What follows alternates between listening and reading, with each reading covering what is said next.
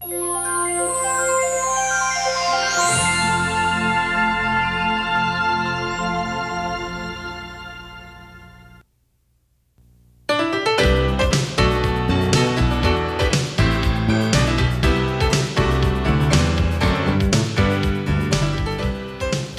This, a news and information program recorded on the campus of the University of Nebraska at Omaha. From the Fireside Lounge in the Milo Bales Student Center, here is your host, Carol Schrader. Hello and welcome once again to the University of Nebraska at Omaha and Consider This. We have heard a lot in the last several months about reorganizing mental health treatment in Nebraska. LB 1083 created a lot of dust being unsettled because of the proposal to close 2 regional centers. What this has done, though, now that they've kind of got this all settled, is create more open talk about mental health and those who have mental illness or mental health problems that are long-term or short-term. Our guest this week, I'd like to introduce them to you and then explain why they're here. David Myers is Coordinator of Mental Health Services for Bryan LGH Medical Center in Lincoln. Diana Wagner is Executive Director here in Omaha of the Kim Foundation branch here in Omaha. You'll hear a little bit more about what that is. Also with us today is Colleen Webben. She is Executive Director for the National Alliance for Mental Illness in Nebraska and also with Family Education for Community Alliance. Very similar groups in terms of what they try to do. And also with us is Karen Althair. She has worked in clinical therapy for a long time, but right now wears the head of Vice President of Program for Human Services Lutheran Families. For Lutheran Family Service. So Lutheran Family Services, more than one service. Okay, these folks are here because this month they have worked with a whole coalition of groups to kick off a statewide public information and public service campaign to kind of demystify and debunk myths about mental illness. I'm going to give you first a sample of what they have accomplished. Crazy, insane, nutcase, mother, Sunday school teacher, company president. To you, I may not look like someone with depression, but maybe mental illness isn't what you think it is. After I got treatment, my life went on. Mental illness is people like me. Maybe you can relate. Over 91,000 Nebraskans suffer from mental illness. No matter who you are, there are resources that can help. Visit ProjectRelate.org. Sicko, maniac, off the wall, father, soccer coach, foreman. Think I don't look like someone with bipolar disorder? Think again. Most people with mental illness lead your average, everyday life. Just normal guys, like me. People you can relate to.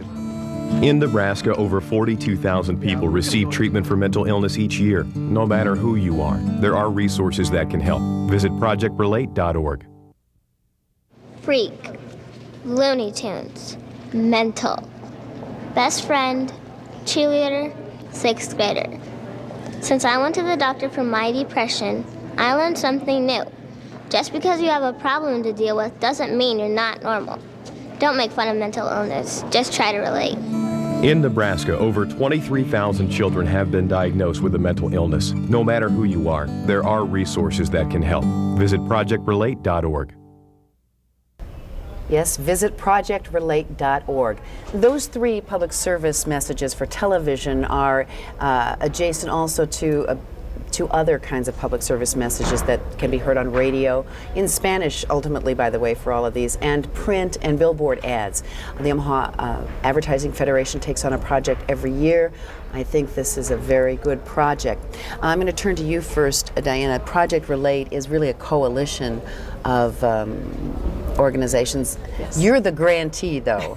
I mean, you got the Federation of Advertising to spearhead at least the more public end of this campaign for you. We were very grateful that the Omaha Advertising Federation did adopt this project. It is the first time that they've had a project that has gone statewide, so that is a great opportunity for us. And most of the organizations that were involved, and there are several others, they also have statewide offices. So we're pleased to have an opportunity to reach out to all people in Nebraska. And then, Carol, the Omaha Advertising Federation, very creative people, 2 years in a row have won national awards for the work that they have done. So we're telling them with this, they're bound to be the third year as a winner. This is the first time they've really picked something that a bunch of organizations are behind, and I think with good reason. And but this is sort of the time to seize the moment about a number of really alarming statistics that we face. The one that always grabs me and continues to grab me about the state, because we've been in the bottom rung of this, is that we're 49th in the tax dollars we spend on mental health in this state. Yes. That's unfortunate, but that's very true. We don't have the tax money made available. Part of it is we haven't all worked together before, and I think this is the first time that the consumers have made their voices strongly heard across the state. All of the healthcare providers have been involved. Just people who say, you know, I used to go to school with a girl who, or I used to work with a fellow who, they care and they realize we have to change the way we address the mental health issues. I'm going to turn to you, Colleen, because you do represent, you're a consumer advocate, and you do work with those who need mental health services of varying degrees. We heard a lot more from people who actually have mental health problems with the discussion of LB 1083 coming and saying this is, you know, we want to have a say in how they reorganize treatment, but there are some broader issues, and obviously stereotypes is one of the major ones. The President's Commission released a report on mental health in July of 2003, and they identified that the single biggest barrier facing people who need mental health treatment and their families was stigma, which is another word for prejudice. That stigma, that judgment on the part of society really inhibits people from being willing to get treatment. It isolates their families and makes them have a difficult time talking about the fact that we have a mental illness in our family. It cuts people off from support. So I think that was one reason that this group of organizations decided that public education and kind of confronting the stigma that's out there was really in the best interest of the consumers and families everywhere across the state. Okay, from your different perspectives, and everyone feel free to pipe in, there's more than just a stereotype. There's all kinds of other issues that come into play here, and that's those that have no insurance, or maybe even HMOs who don't provide anything but medications as opposed to therapy. I mean, what are the issues? If you could, you know, pick the things that are detrimental to those who suffer from mental health issues and their families, besides the stereotypes, what would they be? I'm going to just start. Well, I was going to say the lack of knowledge in terms of what resources are out there, and I think Project Relate really hits home to that. You know, we're addressing the stigma, but we're also, with the website, we're saying this is the resources that are available in the state of Nebraska. And I think individuals, first of all, have the stigma, are afraid to go for treatment because of that stigma, so therefore don't even take the steps to know what's available out there. And there's a wealth of resources in our state. You know, there's more needed, and I think LB 1083 is looking at how can we make this better. But I think those two things really go hand in hand, the stigma and then just the lack of knowledge. What's out there? Where do I go for treatment? Diana? I would agree with that. A lot of times we don't know where to go. What's a phone call we can make to get help? And a lot of times we don't recognize the symptoms ourselves. Maybe we're up a little bit too close, or maybe back a little too far. So we need someone to point us in a direction to start. I think this issue of stigma cannot be overstressed. So many people say, I go into a cardiologist and he won't even look at my echogram because he sees I'm on psychotropic medications. Well, so you're just kind of dreaming it, or you're a hypochondriac on top of all your other problems, or whatever. She says she has heart pain. Well, you know, that's a scary thing for the patient, and it's a scary thing for the doctor. Treating mental illnesses has never been something people really want to do because they don't see immediate results. You know, with chickenpox, you're going to get over it in a few weeks. And we're sure used to finding cures to everything. Yes. Pop a pill and we're in business. Right. Okay, and I will get to you, Karen. I'm going to make you last but not least. Colleen? You asked about other issues that were barriers and lack of insurance, and that clearly is a huge issue for individuals with mental health treatment. Either private health insurances don't want to cover mental health and substance abuse, or if they offer that coverage, it has a very low cap, a lifetime cap, or rations care. We don't do that with any other medical illness, and these are medical illnesses, chemical imbalances that are very treatable. So there's a lack of fairness, a lack of parity in insurance coverage. And that an makes illness it is an difficult. illness. It should be exactly that way, Carol. It could be cancer is a debilitating illness. Hopefully you can cure it. Mental illness can be debilitating, and hopefully you can recover. Yeah. Yes. And I think the reason that some of the insurance companies have been able to get by with that, you might say, is that goes back to the stigma that people are unwilling to come forward in the same way that they may be to say, we demand this treatment for cancer. Mental illness can be a life-threatening illness. Someone who is very depressed may take their life, and yet we don't look at that the same way as we might look at treatment for heart condition or for cancer. So I think that's very important. With those barriers, then sometimes people think there is no help out there. And even though, as you pointed out, we don't have a lot of tax dollars in Nebraska going into the provision of mental health services, there are some, and people need to know that there are mental health regions. The state is divided into mental health regions, and that there are dollars, both county dollars and state tax dollars, that provide a safety net of care for people who need help but can't afford it. There are other agencies like my own agency, Lutheran Family Services, that do provide sliding fee scale kinds of services. So someone who is needing help and wants help can go to their region, their regional behavioral health offices, ask for some referrals. They can go to agencies that are identified as sliding fee scale agencies. The United Ways across the state do contribute money to pay for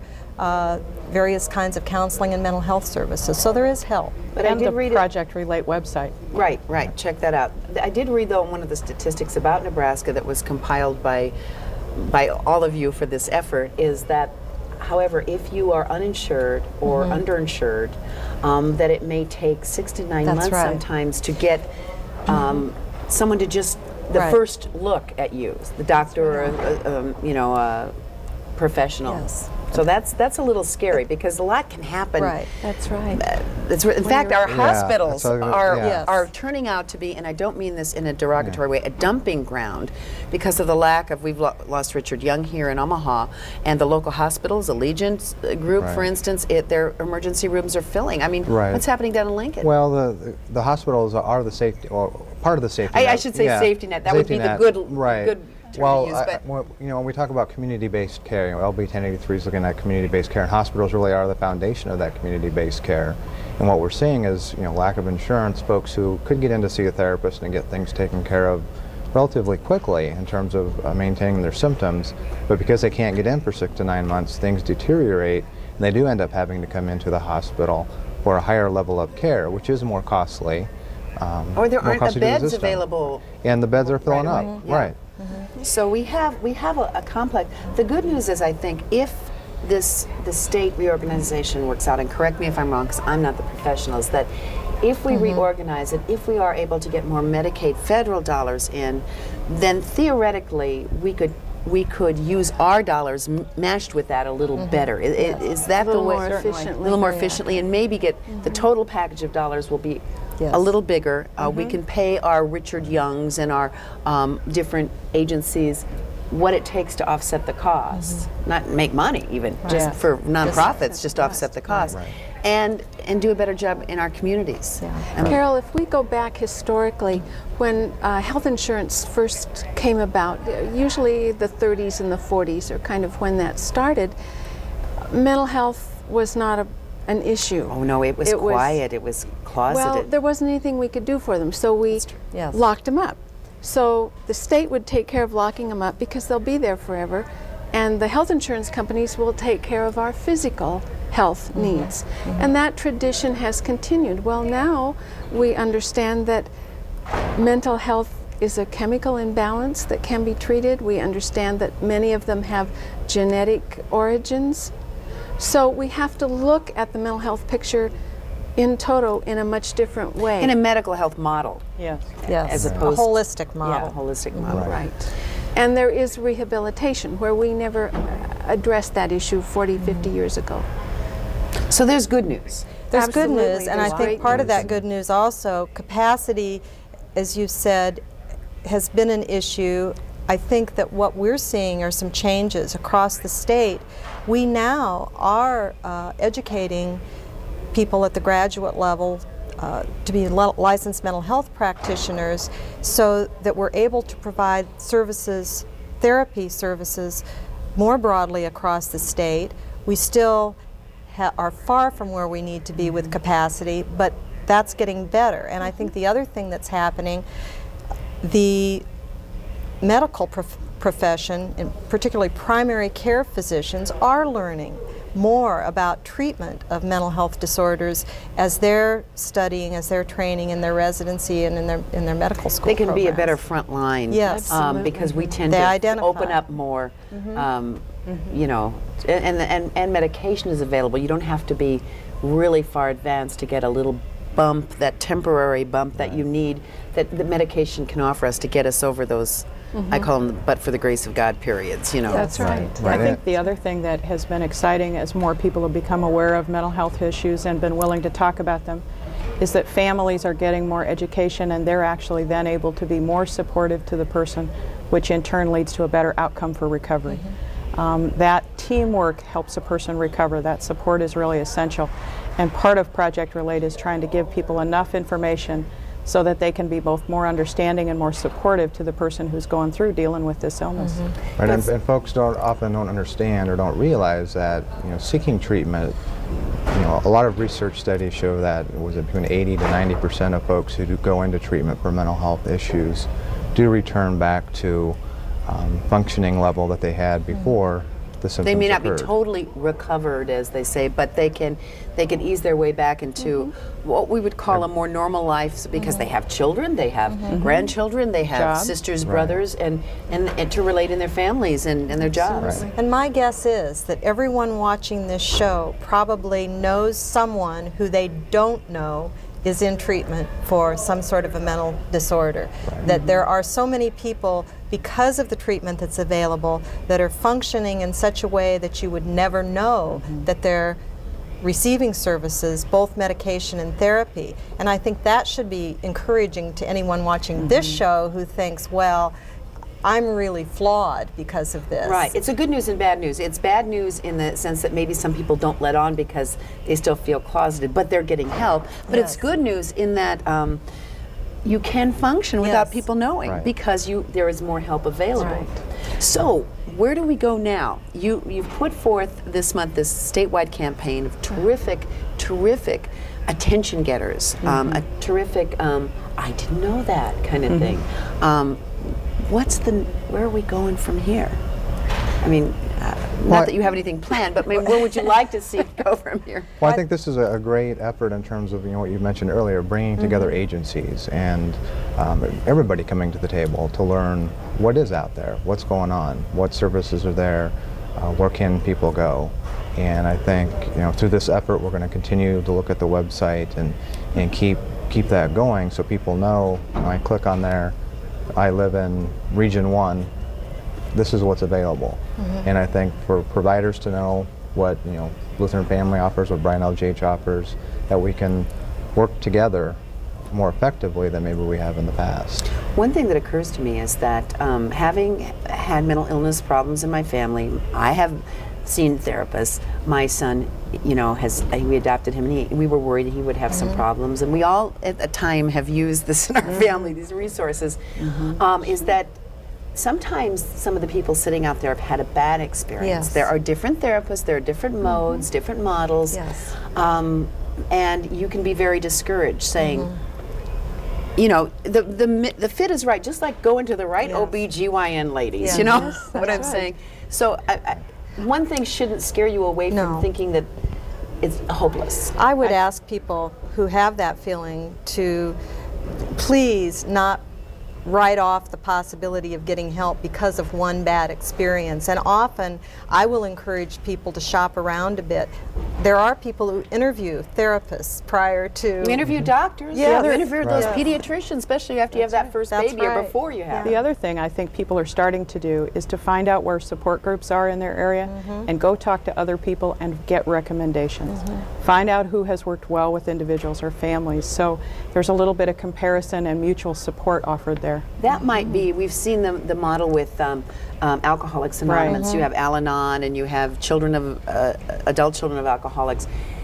Are there support groups on this website? So if people want to sometimes they want to feel the waters out a little Yes. bit. Yes. Am I alone? And there are links to organizations that have listings of support groups, and also those cover a range of issues so that people can really find one that's comfortable for them and then make a direct link to other people and talk to them.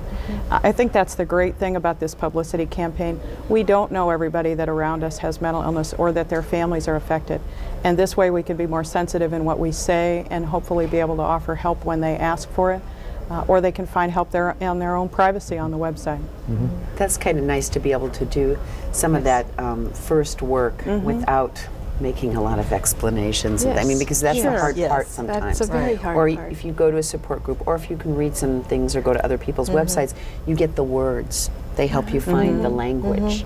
Because sometimes we don't all speak the same language. That's right. We have a hard time.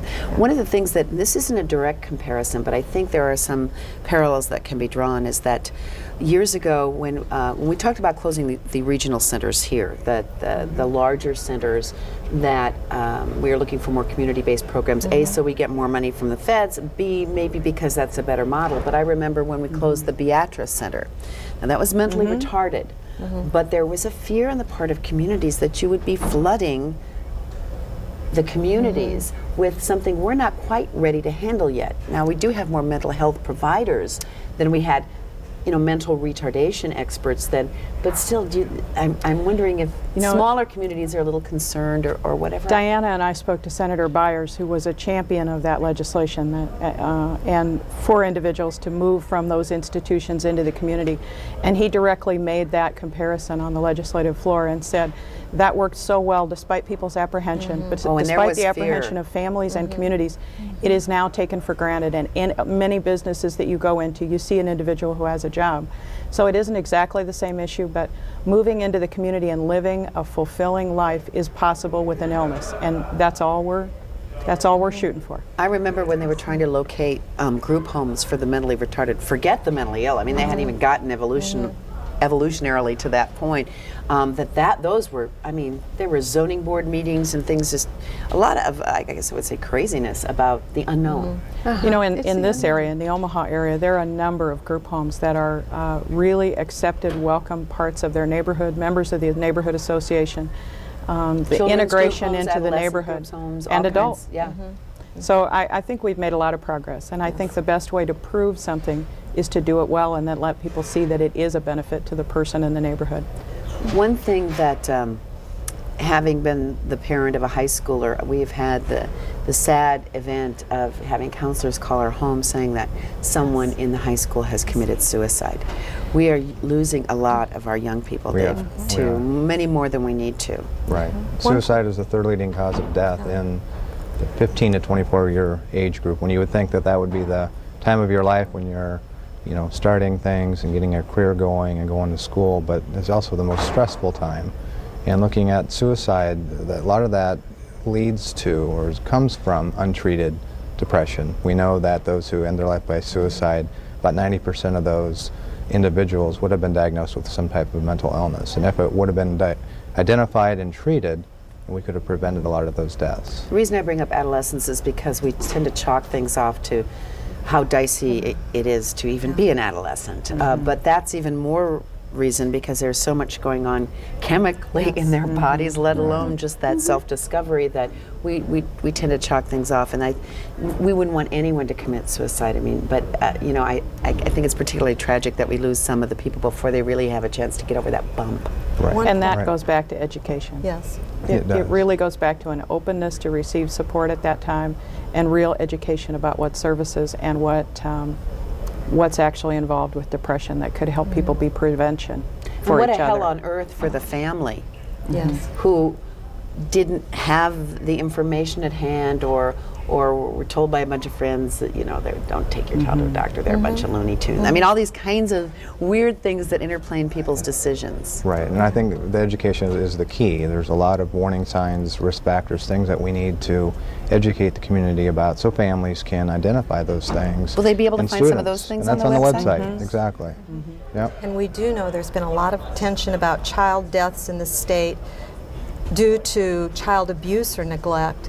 There's What mental peop- health issues But right what there. people don't know is that during the same time period, 1996 to 2002, there were more children and adolescents who died at their own hand than there were deaths by child abuse. Yet that has not been the headlines, and I think we need to, those are preventable deaths as well as the child And on that abuse. issue, there is mental health problems oftentimes involved in some of these child issues, and if that's a whole other that's a thing. whole- But in terms of people making the calls and follow up on identifying, some of these things can be mitigated Sure. pretty well. Some can't. Right. But we've just got a couple of minutes. I'm going to give you each just a chance to give me 20, 25 seconds on the thing that if you hoped and prayed that one thing would be gleaned by people that watch, people that see these ads, what would it be? Karen, I'll start with you. Don't suffer silently. Don't accept life as miserable. Reach out. Try to contact some of the resources. Try to get help. Talk to people about it. And if at first you don't succeed. Try again. When we first talked about the scripts for these spots, they are hard-hitting. And I talked to a number of consumers, people who use mental health services, and the thing they were the most excited about was that the words that you hear at the beginning of the ads, although they're insulting and they're hurtful, people hear those words all the time. So I hope people who see the ad remember that those words are hurtful, they're wrong, and they're stereotypes, and real individuals who might hear you are hurt by them, and we could raise our level of education so we stamp that out. David. I hope this puts a new face on mental health so individuals can understand what it's really about. Just like Colleen said, the words at the beginning of the ads are really catch you. I hope things turn around and people understand. And Diana, since the Kim Foundation is sort of spearheading this, you get the last word. Thank you. I would like to conclude with gratitude, Carol, for people such as yourself, all of these community workers, and so many of the consumers that have called in and wanted to be part of this. I think it's a time for us to take hope and to look forward to a brighter future. I think anytime organizations can work together in a community, that's good news. We're all winners. www.projectrelate.org. Check it out, and check out our website. Thank you for joining us, all of you. I think it's really good information, and I think we all can learn something from it. We'll see you next week.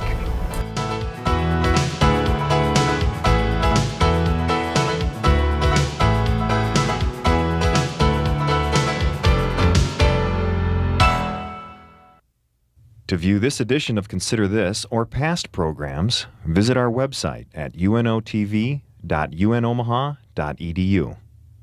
For comments or questions, call 402-554-2516 during regular business hours. Consider This is a production of UNO Television.